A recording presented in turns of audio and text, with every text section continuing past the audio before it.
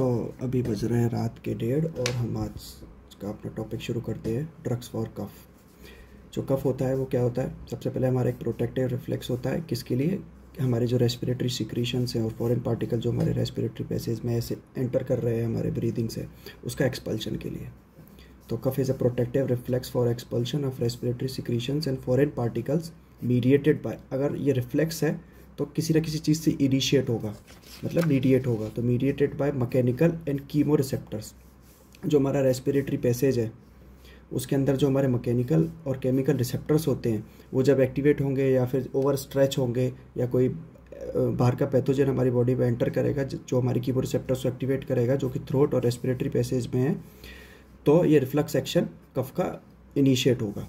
अब इसके जो कफ सेंटर्स हैं वो क्या प्रेजेंट होते हैं? Central nervous system. अब सीधी बात है, रिफ्लेक्स है तो कहाँ से जनरेट होगा? या तो स्पाइनल कॉर्ड के लेवल पे या ब्रेन के लेवल पे, कॉर्टेक्स के लेवल पे, मतलब हमारे सेंट्रल नर्वस सिस्टम के लेवल पे। तो सेंट्रल नर्वस सिस्टम के अंदर जो हमारे इसके सेंटर्स होते हैं वो कहाँ प्रेजेंट होते हैं? पोन्स के अंदर और मेडुला के अंदर। आप सबको पता होगा अगर आपने फिजियोलॉजी पे पढ़ा होगा कि रेस्पिरेटरी सेंटर्स, तो हमारे रेस्पिरेटरी सेंटर्स पोन्स और मेडुला और उनके जंक्शन पे प्रेजेंट होते हैं।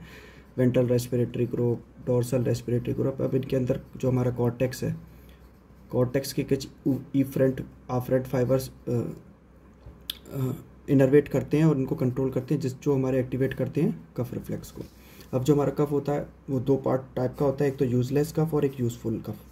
अब जो यूजलेस कफ है, नाम से समझ आ रहा है कि हमारे किसी काम का नहीं है, तो नॉन प्रोडक्टिव कफ भी इसको बोलते हैं। और जो हमारा यूज़फुल कफ है, मतलब यूज़फुल मतलब हमारी बॉडी के लिए क्लीनिंग के लिए यूज़फुल है, उसको हम बोलते हैं प्रोडक्टिव कफ। अब प्रोडक्टिव कफ का काम क्या होता है? जो हमारा एयरवे है, रेस्पिरेटरी एयरवे, उसको क्लीन करना। जो मोस्ट कॉमन कॉज है रेस्पिरेटरी कफ का और प्रोडक्टिव कफ का वो क्या है? रेस्पिरेटरी वायरल इन्फेक्शन, जो मोस्ट कॉमनली हमको होते रहते हैं डे टू डे लाइफ में। अब इसका जो ट्रीटमेंट अप्रोच है, मैं ज़्यादा इसमें इसलिए नहीं पढ़ा पा रहा हूँ क्योंकि बहुत छोटा सा टॉपिक है, यूनिवर्सिटी के लिए भी इतना इंपॉर्टेंट नहीं है। तो आप लोगों को जो उसका बेसिक ओवरव्यू है वो मैं दे देता हूँ। जो ट्रीटमेंट अप्रोच है हमारा वो क्या होगा? ईटियोलॉजी के बेसिस पे। मोस्ट कॉमन की कॉज क्या है? रेस्पिरेटरी वायरल इन्फेक्शन, पर इसके और भी कॉज हो सकते हैं, जैसे अपर respiratory tract infection and lower respiratory tract infection, URTI and LRTI। आप माइक्रोबायोलॉजी में URTI और LRTI के बहुत सारे कॉजेस पढ़ेंगे, जैसे निमोनिया हो गया, फेरेंजाइटिस हो गई, ये सारी चीज़ें एक्ट करती हैं। तो जो भी उसका कॉज होगा उसके अकॉर्डिंग सेंसिटिविटी लेके हम प्रॉपर एंटीबायोटिक शुरू करेंगे। अगर इसका कॉज ट्यूबरक्लोसिस है, क्योंकि ट्यूबरक्लोसिस के अंदर भी कफ होता है जिसका हम कल्चर करते हैं, स्प्यूटम कल्चर, तो ट्यूबरक्लोसिस के अंदर हम शुरू करेंगे एंटी ट्यूबरकुलर ड्रग्स, ATT।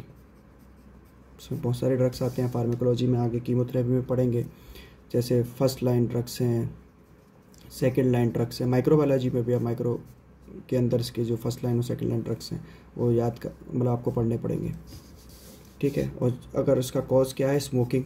जैसे पैथोलॉजी में अगर आपने पढ़ा होगा COPDs के अंदर 4 चीज़ें आती हैं: अस्थमा, क्रॉनिक ब्रोंकाइटिस, ब्रोंकिएक्टेसिस और एम्फाइसेमा। तो अगर उन सब का बेसिक जो रीज़न रूट कॉज है वो स्मोकिंग है। तो smoking is hazardous to health, although medical students में बहुत कॉमन है, बट हाँ आप लोगों को नहीं करनी चाहिए। स्मोकिंग, क्रॉनिक ब्रोंकाइटिस या कोई भी COPDs हैं, तो अगर वो इनका कॉज है तो क्या है? हमारा जो ट्रीटमेंट अप्रोच है वो क्या होगा? सिजेशन ऑफ स्मोकिंग, मतलब स्मोकिंग को बंद करें, ठीक है। दूसरा स्टीम इनहेलेशन, क्योंकि ब्रोंकोडायलेशन करता है कहीं हद तक, एंड पोस्टरल ड्रेनेज। ये एक प्रोसीजर है जिसके अंदर जो हमारा कफ का प्रोडक्शन है उसको ड्रेन करते हैं, ठीक है। ये इसका ट्रीटमेंट अप्रोच है कॉज के बेसिस पे। अब जो उसका फार्माकोलॉजिकल ट्रीटमेंट है या फिर फार्माकोलॉजिकल ड्रग्स हैं उनके बारे में बात करते हैं। जो उसके फार्माकोलॉजिकल ड्रग्स हैं उनको बेसिकली हम 3 क्लास में डिवाइड करते हैं: डिमल्सेंट्स, दूसरा है एक्सपेक्टोरेंट्स और तीसरा है एंटीटसिव्स, ठीक है। अब जो हमारे एंटीटसिव्स क्लास है वो फर्दर डिवाइड होती है 3 क्लासेस में: opioids, non opioids and antihistaminic drugs. Antihistaminic drugs एक पूरी अलग से क्लास है हिस्टामिन एंटागोनिस्ट ड्रग्स की, जिसको हम बोलते हैं एंटीहिस्टामिनिक। इसके अंदर H1 blockers, H2 blockers, H3 blockers, बहुत सारे अलग अलग जो डिसीज़ में हेल्पफुल होते हैं, एंटी एलर्जिक भी होते हैं। तो इनके बारे में हम एक सेपरेट लेक्चर में बात करेंगे जब हम बात करेंगे हिस्टामिन के बारे में, ठीक है। तो सबसे पहले जो हमारी क्लास है वो है डिमल्सेंट्स। डिमल्सेंट्स का जो बेसिक फंक्शन होता है वो क्या होता है? जो हमारा थ्रोट है उसको सूदेन अप करना मतलब स्मूथ करना। नाम में ये डिमल्सेंट्स, ठीक। तो उसका सबसे पहला काम क्या होगा, जो हमारा थ्रोट है उसको स्मूथ करेगा। अब स्मूथ करेगा तो क्या होगा, जो हमारे कीमो रिसेप्टर्स है या मैकेनिकल रिसेप्टर्स है वो एक्टिवेट नहीं होगा, उनके ऊपर कोई स्ट्रेच नहीं आएगा, जिसकी वजह से जो हमारी आफरेंट इम्पल्सेस है जो हमारे सेंट्रल नर्वस सिस्टम पे जा रही है कफ सेंटर पे, आफरेंट इम्पल्सेस वो होती है जो हमारे रिसेप्टर से किसी रिसीविंग ऑर्गन पे, most commonly central nervous system पे जाती हैं, और इफरेंट इम्पल्सेस वो होती हैं जो सेंट्रल नर्वस सिस्टम से रिसेप्टर्स पे आती हैं। ठीक है, तो ये आप इसको याद करने का एक भी तरीका, जैसे ए पहले आता है तो रिसेप्टर से सीएनएस, और ई बाद में आता है तो सीएनएस से रिसेप्टर। सारे रिफ्लेक्स के अंदर जो रिफ्लेक्स लूप होता है उसमें यही होता है कि आफरेंट इम्पल्सेस लेके जाती हैं उस रिफ्लेक्स की इनिशिएशन कोर्स की इम्पल्सेस को सेंट्रल नर्वस सिस्टम के पास, सेंट्रल नर्वस सिस्टम उसको प्रोसेस करता है, प्रोसेस करने के बाद इफ्रंट जो फाइबर्स है उनके थ्रू भेज देता है रिसेप्टर्स के पास। जैसे ये हमारा मान के चलो अब सेंसरी सिस्टम है और ये मोटर सिस्टम है, फिजियोलॉजी में आपने पढ़ा होगा।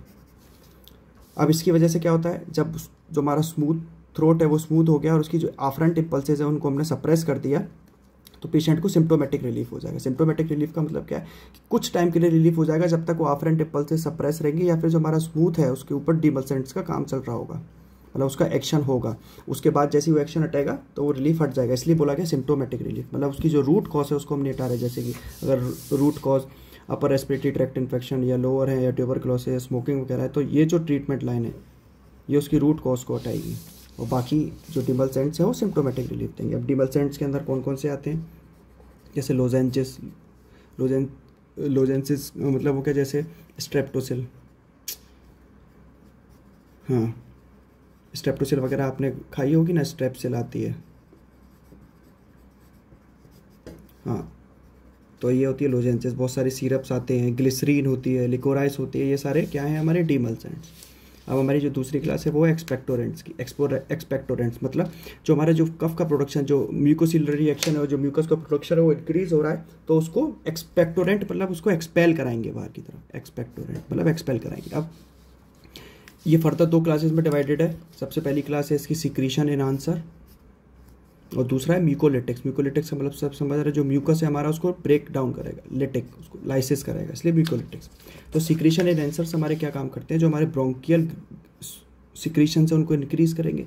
जब हमारे ब्रोंकल सिक्रीशंस इंक्रीज होंगे तो जो हमारा म्यूकस है या फिर जो कफ है उसकी विस्कोसिटी बढ़ जाएगी, क्योंकि किसी भी सब्सटेंस के अंदर अगर हम फ्लूइड का एंट्री ज़्यादा करा देंगे तो उसकी विस्कोसिटी कम हो जाती है, क्योंकि अगर विस्कोसिटी कम हो गई तो इजी फ्लो हो जाएगा। जो म्यूकोसिलरी एक्शन है हमारा ट्रैकियोब्रोंकियल ट्री का, वो उसको इजीली एक्सपेल आउट करा पाएगा। तो increased mucal secretion to reduced viscosity and facilitate removal, ये इनका काम होगा, क्योंकि नाम में सिक्रीशन एनहांसर। किसका सिक्रीशन एनहांस कर रहे हैं, ब्रोंकियल हमारे सिक्रीशंस को, जो हमारी विस्कोसिटी को रिड्यूस करेगा। विस्कोसिटी रिलीज होगी तो उसका जो रिमूवल है फैसिलिटेट हो जाएगा। दूसरी जो हमारी क्लास है वो है म्यूकोलिटिक्स। म्यूकोलिटिक्स का नाम नहीं समझ आ रहा है, म्यूकस का लाइसिस कराएंगे। तो पहली बात तो ये सिक्रीशन को इंड्यूस करेंगे, ब्रोंकियल सिक्रीशंस को, और जिसका मेजर फंक्शन है वो क्या है, depolymerisation of mucopolysaccharides by lysosomal enzymes. जो हमारे सेल्स के लाइसोसोमल एंजाइम्स हैं उनको रिलीज कराएंगे। वो लाइसोसोमल एंजाइम इन म्यूकोपॉलीसैकेराइड्स पे एक्ट करेंगे और म्यूकोपॉलीसैकेराइड्स का डीपॉलीमराइजेशन होगा। डीपॉलीमराइजेशन होगा मतलब उसका ब्रेक डाउन हो जाएगा, जो उसका क्लम्प है वो छोटे छोटे पीसेस में ब्रेक हो जाएगा। अगर छोटे छोटे पीसेस में ब्रेक हो गया तो इजीली एक्सपेल आउट हो जाएगा, इसलिए मेजर क्लास है एक्सपेक्टोरेंट्स।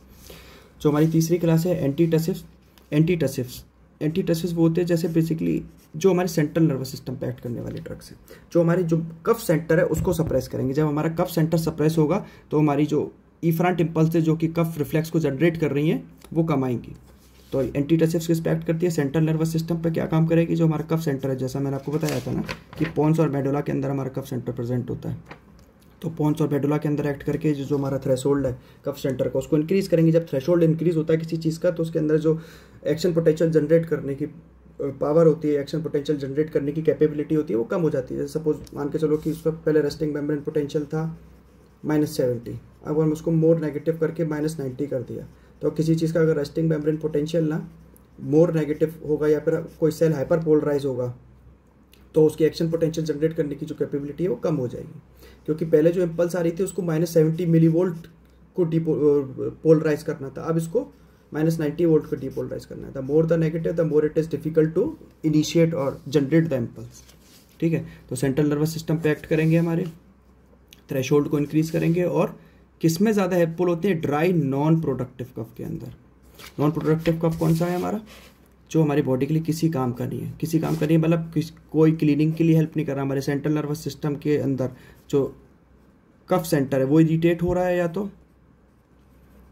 अगर वो इरिटेट नहीं हो रहा तो जो हमारी आफरेंट इम्पल्सेस जा रही हैं सेंट्रल नर्वस सिस्टम के पास वो ज़्यादा जा रही हैं, मतलब जो हमारे रिसेप्टर्स हैं वो इरिटेट हो रहे हैं, या तो कफ सेंटर इरिटेट हो रहा है या फिर आफरेंट जो इम्पल्सेस है वो ज़्यादा जा रही है, क्योंकि हमारे जो सेंसरी रिसेप्टर्स है वो स्टिमुलेट हो रहे हैं। जब रिसेप्टर्स स्टिमुलेट हो रहे हैं या कफ सेंटर ज़्यादा एक्टिवेट हो रहा है तो हमारा जो कफ हो वो नॉन प्रोडक्टिव हो, क्योंकि उसका कोई रीज़न नहीं है, उसको कोई पैथोजन को बाहर एक्सपेल आउट नहीं करना उस मोमेंट ऑफ टाइम पर उसको, या फिर कोई क्लीनिंग ऑफ एयर वे नहीं करनी है, वो बस सेंट्रल नर्वस सिस्टम जनरेट कर रहा है उस रिफ्लेक्स को।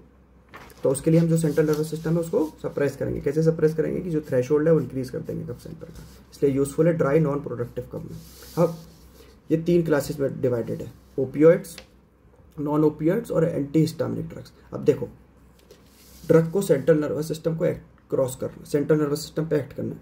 अगर सेंट्रल नर्वस सिस्टम पे एक्ट करना है तो उसको ब्लड ब्रेन बैरियर जो है हमारा उसको क्रॉस करना पड़ेगा। अगर ब्लड ब्रेन बैरियर को क्रॉस कर पाएगा वो ड्रग तभी सेंट्रल नर्वस सिस्टम पे एक्ट करेगा, क्योंकि जो सेंट्रल नर्वस सिस्टम है ना हमारा ये बहुत माइक्रो एनवायरनमेंट है न्यूरॉन्स को, तो ऐसा सारे ड्रग्स नहीं है जो जाके सेंट्रल नर्वस सिस्टम पे एक्ट करते हैं, बहुत कम ड्रग्स हैं। इसलिए सबसे पहले नेचुरली ऑकरिंग ओपियोइड्स, जो ओपियोइड ड्रग्स है हमारे वो हमारे सेंट्रल नर्वस सिस्टम एक्टिवेट मतलब सेंट्रल नर्वस सिस्टम पे एक्ट करते हैं थ्रू रिसेप्टर मीडिएटेड एक्शन।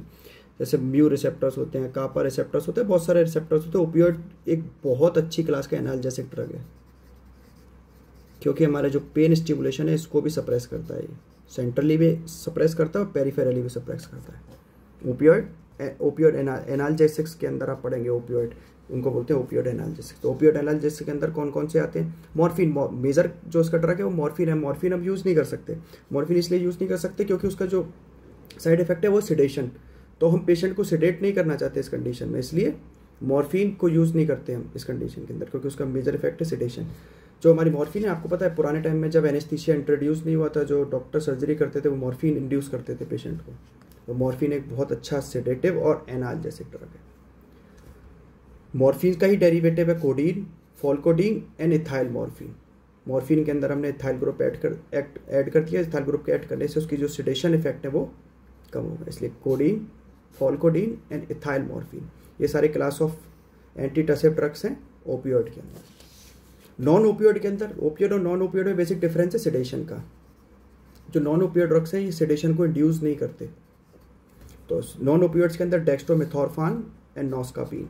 ये डेक्स्ट्रोमेथोर्फान आपने अगर कफ सिरप में, अगर पॉसिबल हुआ तो मैं आप इस वीडियो में कॉर्नर में फोटो डाल दूंगा सिरप की। आपने मेजरली जो सिरप देखे होंगे कफ के, उसके अंदर डेक्स्ट्रोमेथोर्फान प्रेजेंट होता है। तो डेक्स्ट्रोमेथोर्फान क्या है, हमारा एक नॉन ओपियोइड एंटीटसेव ड्रग्स है। अब एंटीहिस्टामिनिक जो हमारे H1, H2, H3, H4, H5 जो रिसेप्टर्स होते हैं हमारे हिस्टामिन के, जो कि हमारी बॉडी के अलग अलग लोकेशन पर प्रेजेंट होते हैं, जैसे कि हमारा सिंपैथेटिक नर्वस सिस्टम के जो न्यूरोट्रांसमीटर्स है ना, एपिनेफ्रिन और नॉन एपिनेफ्रिन, उसके रिसेप्टर्स अलग अलग होते हैं, अलग अलग ऑर्गन्स पे अलग अलग रिसेप्टर्स होते हैं, ऐसे हिस्टामिन के भी होते हैं।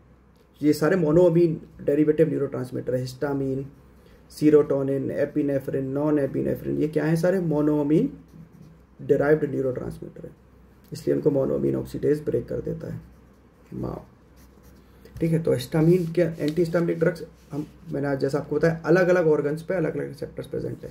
तो जिस ऑर्गन के जिस रिसेप्टर को हम या तो स्टिमुलेट करेंगे या इनहिबिट करेंगे, स्टिमुलेट करेंगे तो उस ऑर्गन का स्टिमुलेशन होगा, इनहिबिट करेंगे तो ऑर्गन का इनहिबिशन होगा। तो अलग अलग जगह यूज़ कर सकते हैं, जैसे एलर्जी के अंदर यूज़ करते हैं हम एंटी हिस्टामिनिक ड्रग्स, सिडेशन के अंदर यूज़ करते हैं, बहुत अलग अलग कंडीशन के अंदर यूज़ होते हैं।